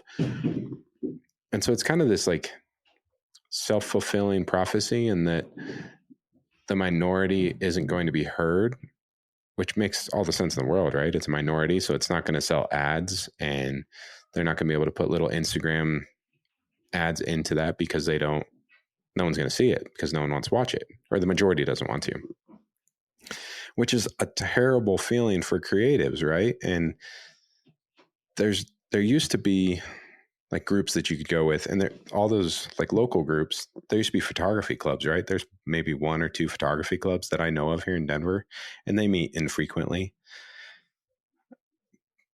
You used to be able to go there and get critical feedback and share your work and talk to people, and it's great. And that's why like when we met down at Precision, those were all like-minded people and everyone talked. Like there was several people that came up while you're there and we talked to different people for hours sometimes. Well, we talk to you for hours. Yeah.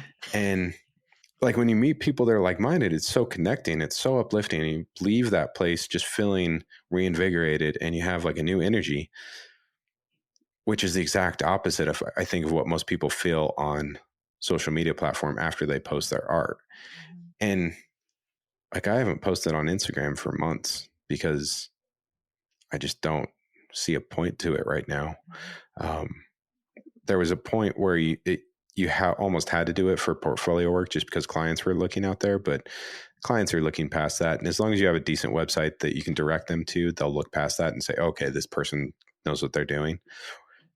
But I don't know, from a creative standpoint, social media is not a good place for me. My thought for people to share, just because you're not going to get the critical feedback, number one, and you're not going to get any sort of engagement out there. Maybe if you've met the people face to face, like we still engage each other on Instagram.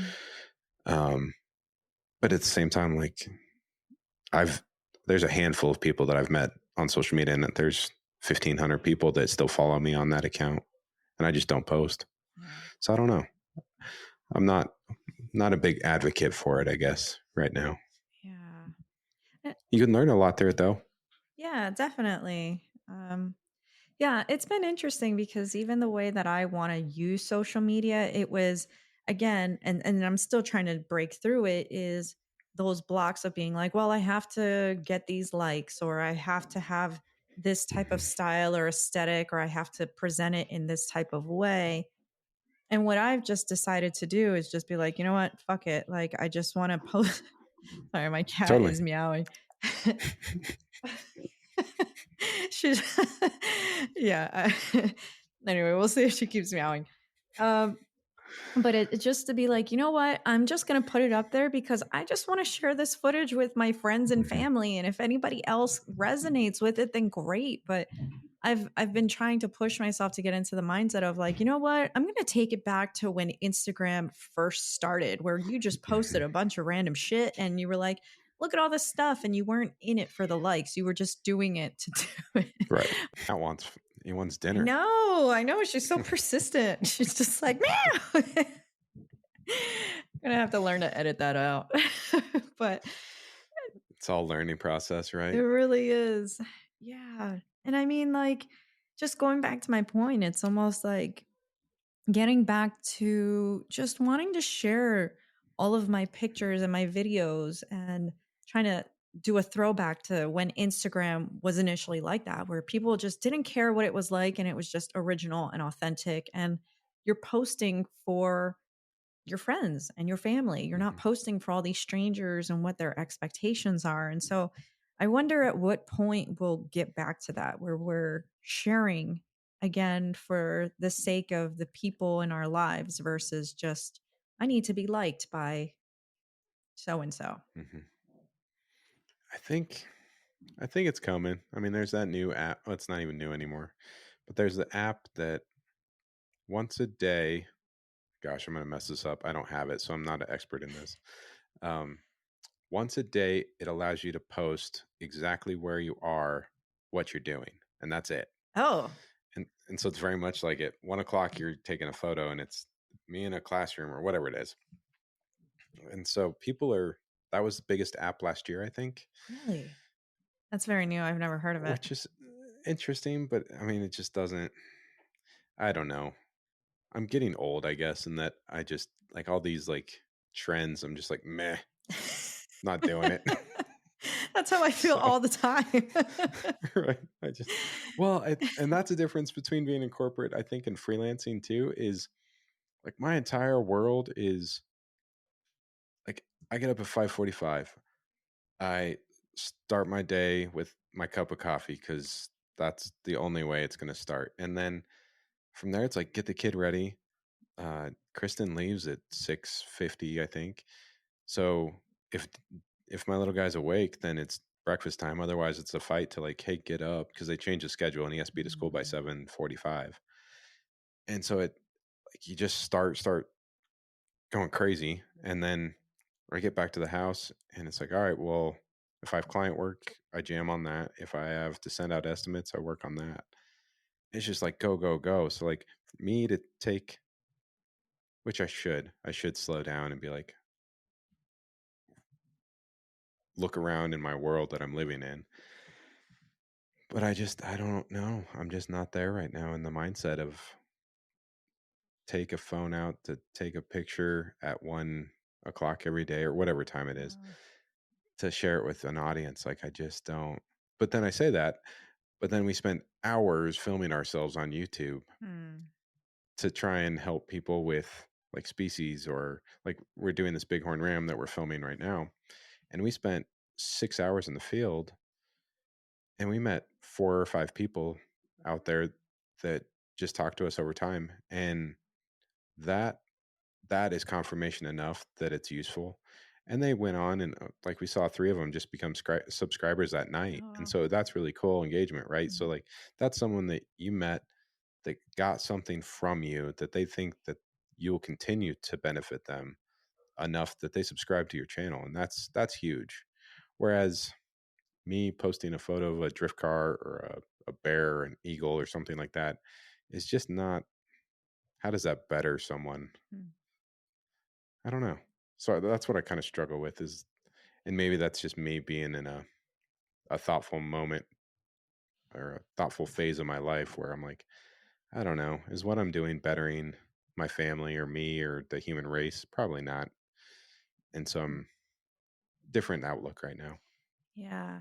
No, and that's well, for one, I love all your photos and videos. Like the work that you and Michael do is really awesome. Thanks. But I like Thanks. I appreciate a lot of that work because I'm also a nerd and I'm like, oh my God, look at all these things. And Right. it inspires me to be like, yeah, I want to get out there one day. I want to go and see that one day. And I think the thing that it feels like both of us are just like adventurers at heart. And so it's Mhm. almost like we're sharing parts of the world and parts of this life that there are people who will never experience that, or they would never even Mhm. think to try to go and experience something like that or see those things. And so that's something that I always try to keep in mind is, I mean, even with this podcast, it's like a random idea. And I'm like, I hope it inspires some people to make a Right. change in their life, but I have no idea. I have no idea if people are going to sit and listen to an hour and a half of content or, or subscribe to anything. But Right. it's just kind of a leap of faith at that regard. And Right. if it doesn't work out, I have gotten a chance to just spend some good quality time with some amazing people that have entered into my life and have inspired me in some kind of way. So, yeah, even if we're not Maybe I impacting the should. world, impacting at least one person. Well, and maybe that's something that I need to think about is even a visual can impact someone. Nothing Mhm. like you don't need to have earth shattering or life changing interactions with everyone. It can be a simple, oh, I wish I could experience that interaction. So I need to reevaluate that, I think. So that's a good insight. Yeah, but I don't want to Yeah. also, you know, com- I'll start posting every day again. No, I'm good. kidding. I'm going to hold you to Right. that. No, but I understand. I understand that sentiment because I've been through that as well. And with the work and the different activities and me just branching out into my own creative journey of trying all these different and very new things, I'm like, what is the point of this overall? And it does get like discouraging, and it is sometimes difficult to find purpose or to remember the purpose behind it. And it's just like, yeah, your passion is like Mhm. part of that purpose. And so I understand where you're coming from. So I don't mean to, diminish like what you have Oh, no, in any not at way, all. but like I understand where you're coming from, but that's just like the different lens that I try to put on to just Right. get people to keep going. So, Yeah, the I think maybe it's from wildlife where like there was this ram yesterday and he had a gimp back foot. Something I don't know if he got hit by another oh, ram or something, but it was lame and so he was carrying it and just wasn't moving. But he was still just pursuing those females. Like he What was up, girl? doing the lip exactly. He was doing like the lip curl. He was chasing around. Like he didn't care. Oh, But like that was his drive, right? Like it wasn't anything. It wasn't yeah. Instagram. It's not YouTube. It's like he has one goal, and it's just driving towards that one goal. And so maybe it's being or maybe um, too single goal focused in that regard. That I just wildlife is very natural, and that there's a definitive end for most things in that regard. Um, I don't know. It's an you get into that whole existential Yeah, thought process, right? But I think for me, the legacy, like I have a son, right? And so making the world better for him is what I'm always interested in. Like, how am I going to do that? And sometimes it can be overwhelming, right? Because most of the time, one person can't change the world. There has been that before. mhm, And so um, there's times where you have to step back and think, like, well, maybe I can't change the whole world, but I can change his world. So I totally get you. yeah. But it is great to just have that because it's the same thing. It's like, yeah, I'd love to change the world and Right. make this big impact. And when I feel bad or hopeless that, or helpless that, hey, that might not be a reality in this like in this lifetime. People are like, well, you can change one person's life or you can Hmm. impact that one person. And sometimes it's just even saying hi to a stranger or smiling at somebody on the Yep. street. And it's just like those small moments of kindness can really change a person's day completely and their mentality. And just to be seen and acknowledged and heard, I Hmm. feel like a lot of people are missing that in their life. So, Yeah. Yeah. In my travel, well, and you travel a lot, so you've probably mhm, experienced this, but there is nothing more powerful than just saying hello or good morning or good afternoon. yeah. And just a smile and those few words most of the time will get another smile and usually a hi or a hello back. And it's amazing what just a simple hi or thank you or whatever it is versus just putting your head down and kind of ducking away and walking past someone. Now, some people don't care for it, but more often than not, I've had people just very happy and Mhm. good afternoon or whatever. So I'm with you on that one. Yeah. So, I mean, and the work that you're doing too, it's going to carry on into the future. I mean, We as hope.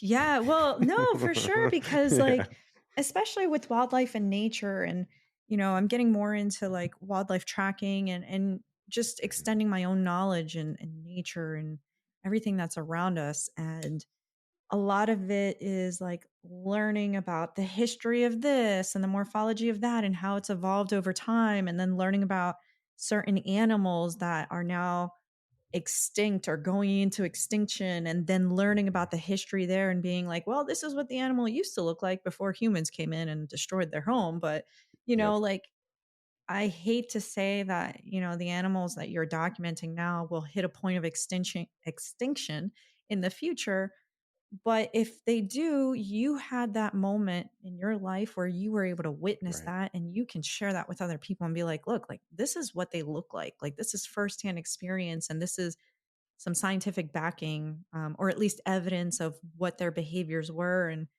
I like to think that eventually we will learn to respect nature and wildlife a little more. And so documenting, like everything that you're going through, I think is important to help with that advancement. Yeah. Yeah, it's good. I I don't know. I mean, you guys down in Texas have the ocelot, which is a small cat, Yeah, I haven't seen it yet. and it's like the habitat is itty bitty compared to what it used to be like most of Texas. And now it's like one little refuge down there. And Yeah. so that's something where it's definitely although they're trying to do reintroduction programs, I read. And so they're trying to bring it back to Texas. So that'll be cool. Yeah. But yeah, I agree with you on the wildlife front. It's well, and just like we were talking to I forget if it was a boat captain maybe or maybe it was one of the Mhm. guides, but they were talking about the glaciers up in Alaska and how they've seen it recede in the 20 years that they've lived up there. And he had actually taken a picture from 20 years ago and then had taken one recently, and he was looking through his images, and he was surprised how much it's actually moved back. And so it's, yeah, the world's not going to be the same in 10 years. So for, I don't know if it's going to be better or worse, but it's just not going to be the same, which is cool. Yeah. Yeah, it's gonna be interesting. Yeah. I'm like hopeful, but then I'm also like, oh boy. I mean, it's up to us to change it. I So, know. Yeah, that's yeah. true. I mean, like, do you ever see yourself getting out of photography, videography, and social media, considering all the Uh, things that we just talked about? I mean, I don't do Instagram anymore. Yeah. I probably haven't posted since, I don't know, it's been months. Mhm. YouTube, I like YouTube because you can be thoughtful. Like, I don't have to care what people, sorry, my kid is bouncing around upstairs. That's okay. Hopefully you can't hear My that. kid's right here too. She's just like, Okay. meow.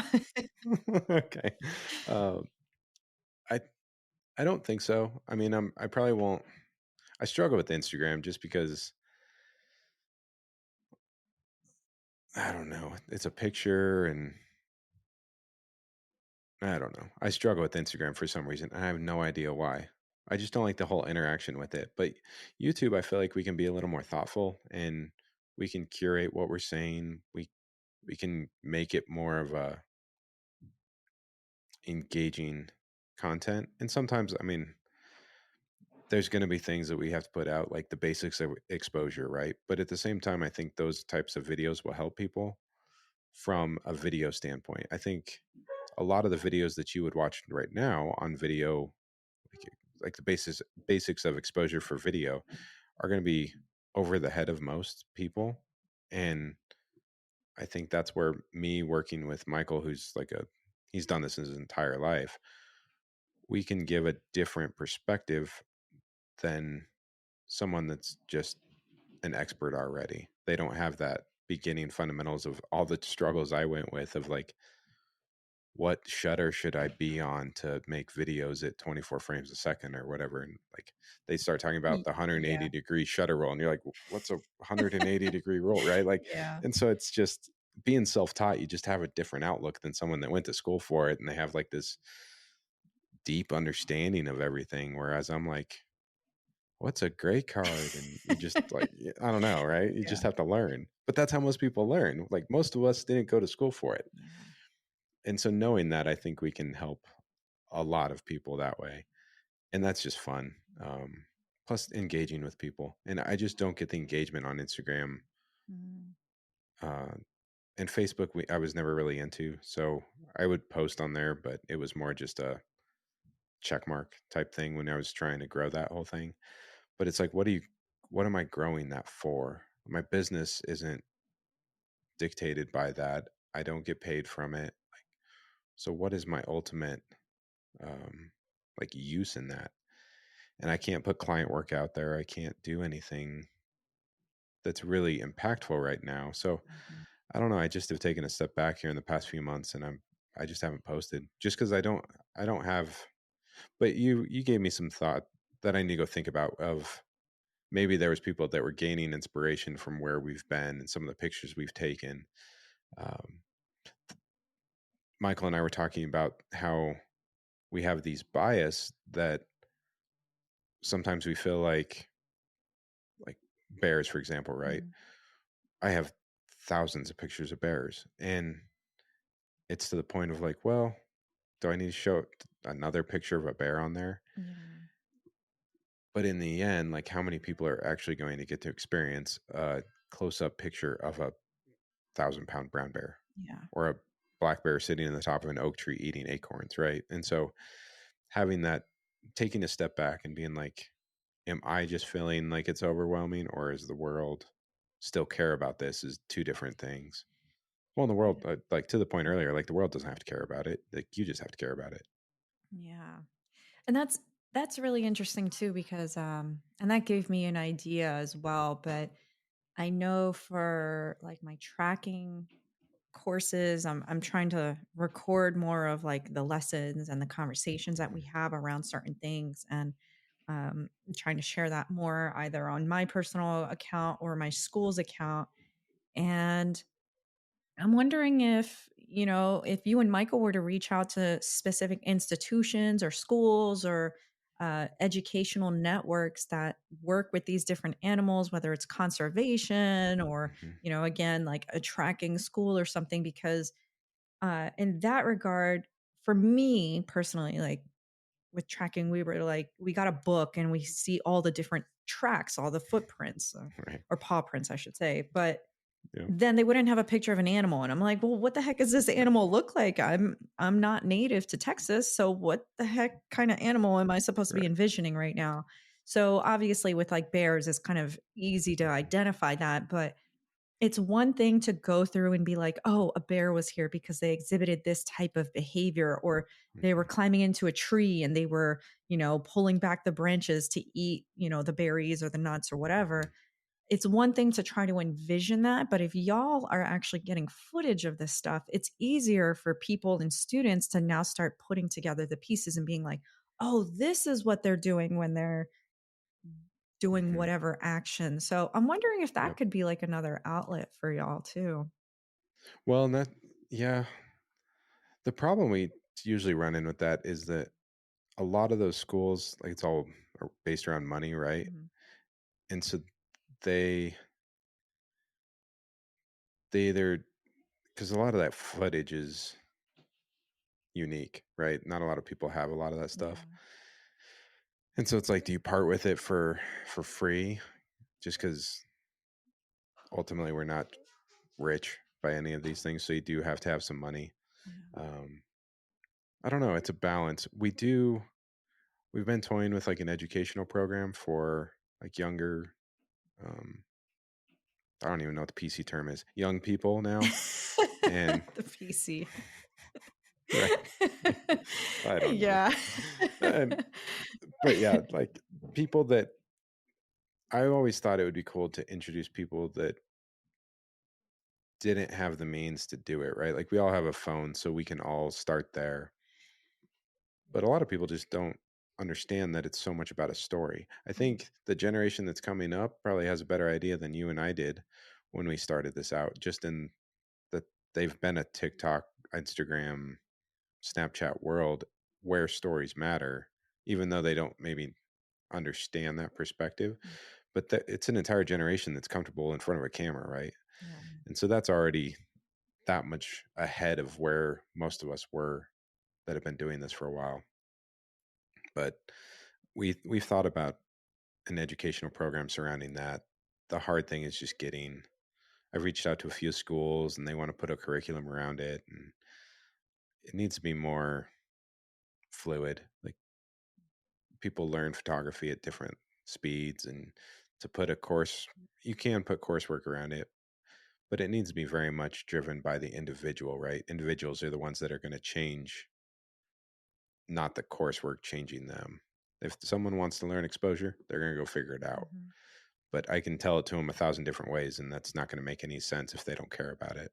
So Yeah. it's just finding those individuals and getting that out there. So we have a small group that we've identified, and so we'll probably start moving towards that in the future. Hmm.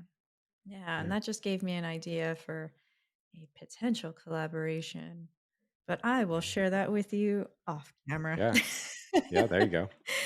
Yeah, because I mean, that's what I love about connecting with different people is Hmm. I can connect them to the people that I know, Hmm. because it is a small world. And Right. when I have my network, it's like you guys are all connected. You don't realize that you're connected, but you are through me. Right. And I love just getting my friends together and being like, hey, like you have this in common with this person. And I know you guys would never meet any other time in the world, but like Right. I want to make those introductions because you guys can learn from one another, and Hmm. um collaborate on different things and just develop your own friendships and connections. And so I always love like connecting people in that way. So Yeah. yeah, I'll think about it and I'll Cool. pitch it out and see what kind of traction I can get from you guys. Yeah. And then that party too, I have to figure it out. But Yeah. yeah. And I mean, like on a business side of things, kind of backtracking a little bit, but if Hmm. somebody is getting into social media and they're like, okay, I'm a freelancer and I want to do the social media work or get on podcasting and YouTube and all of that. When you're forming an LLC, um, or even an S corp, let's say, is all of Mhm. that going to fall under the same bucket, or are you essentially creating a different business for each type of platform? Like, how is it that you guys are Mm. going about that? So we are actually separate companies completely. So my company is actually it's Daybreak Media, and that's a separate LLC. Then we have Truth and Legend, but then Michael has his own Morrow Media platform that's been around for years. And you'll find that as a freelancer, if that's what someone wants to get into, as a freelancer, you got to protect yourself first and foremost. You're going to have your own insurance.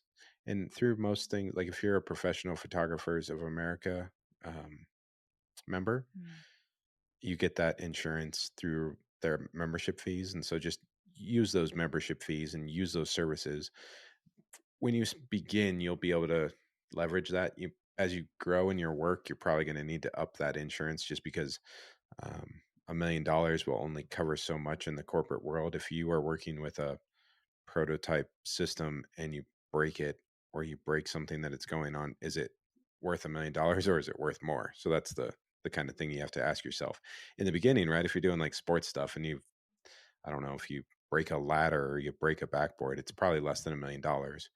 Um, so that's just something to be considerate of. But on the social media front, I think that would all just roll into one LLC. I mean, obviously check with your local areas, but for me, I just roll everything into my one company. We do when I was doing my Instagram stuff, which I'll probably get back into, but the Instagram stuff all rolls into that. The YouTube, everything just rolls into the company. And then that way it's separated from my personal world. You could run an entire company as a sole proprietorship. It's just risk adverse. How adverse to risk are you, right? So mm, a consideration to make is that if you mess something up, if you're out in a grocery store doing a TikTok dance and you slip and fall, or let's say you hit something and someone else slips and falls and they sue you, and they sue your company, as a sole proprietor, you're exposed to that. If you're in a company level, then you have a certain level of insulation from that. And so it's just how much risk you want to take. If you're doing things that probably aren't that risky, then I don't know. You're gonna have to weigh those benefits and detriments because you are gonna. It's a separate tax number. You're gonna have to do taxes. You got to save receipts. I mean, there's a whole box back here of receipts that I have not scanned in yet that I'm just not looking forward to. And it's December, so Oh, yeah. it's I don't know.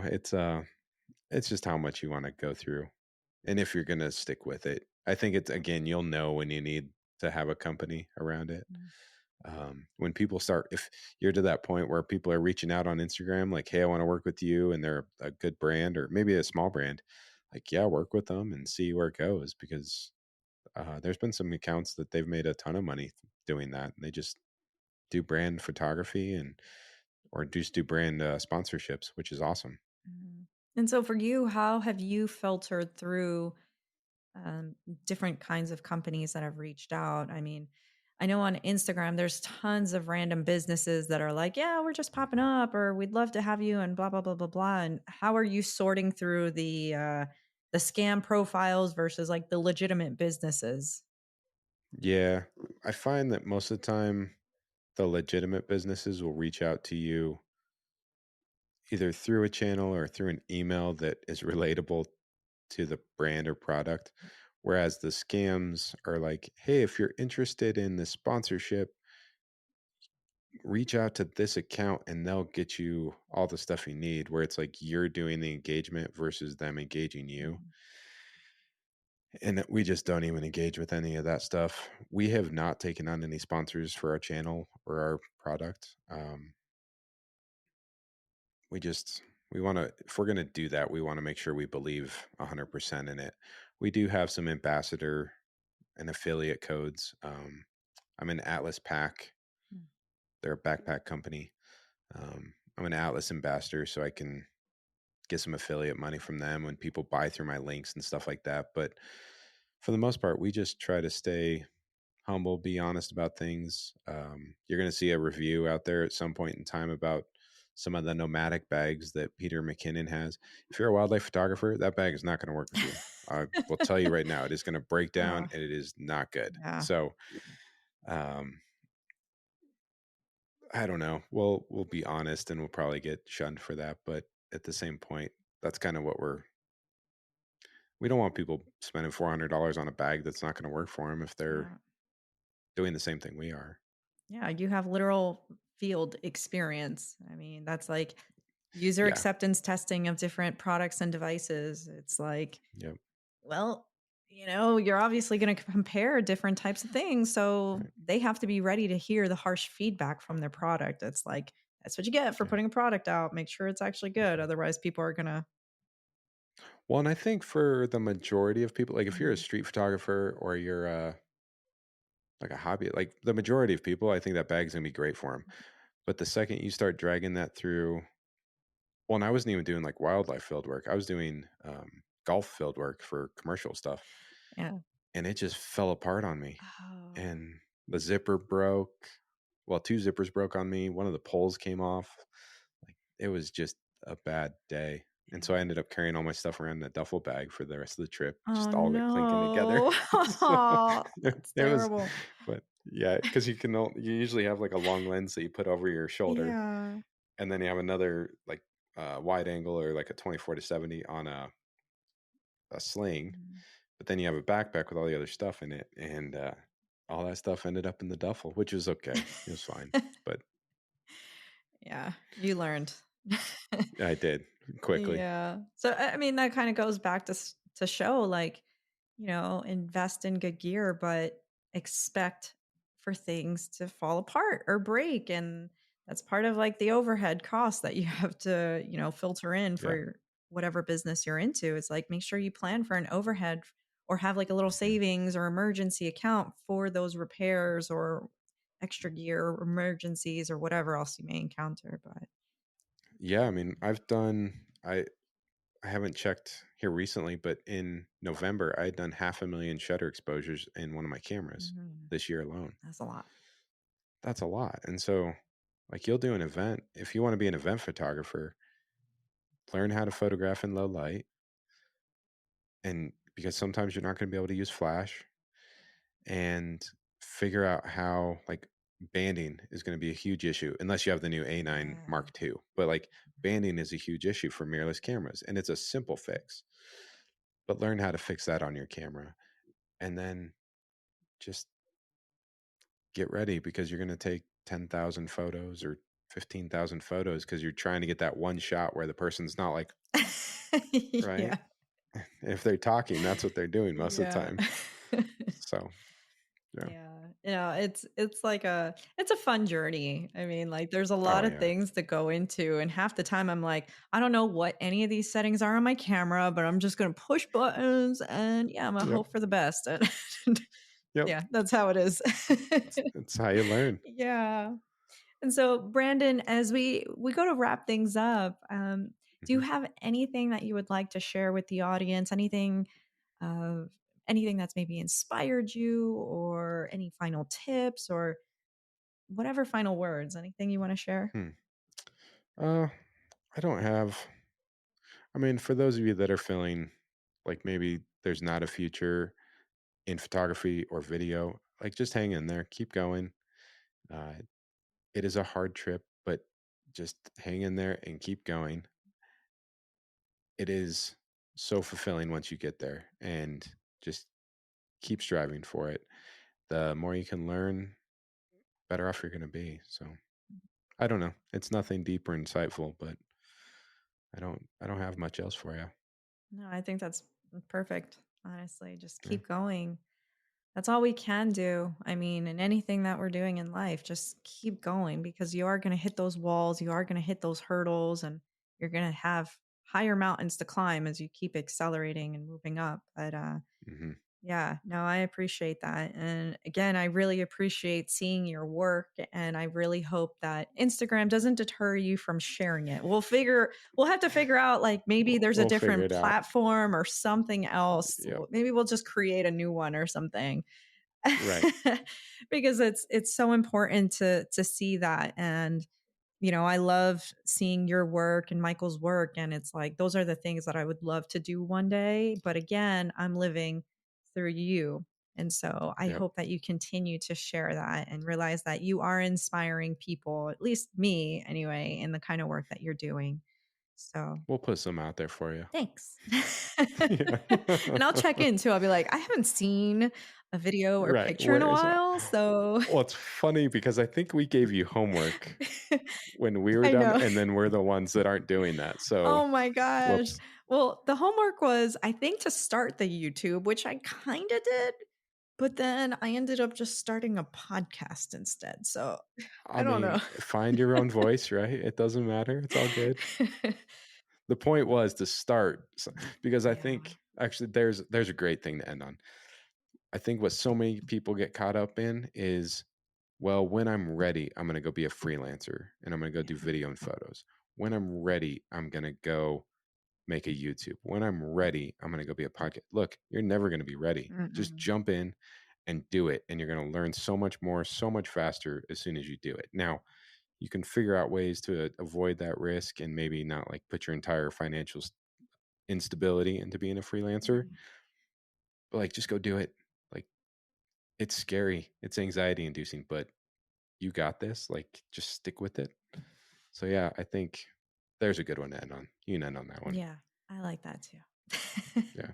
Well, Brandon, thank you so much for your time and for all of your knowledge and insight into this because I know it's an industry that is just evolving before our eyes with all these different types of technology and platforms. So I really appreciate you.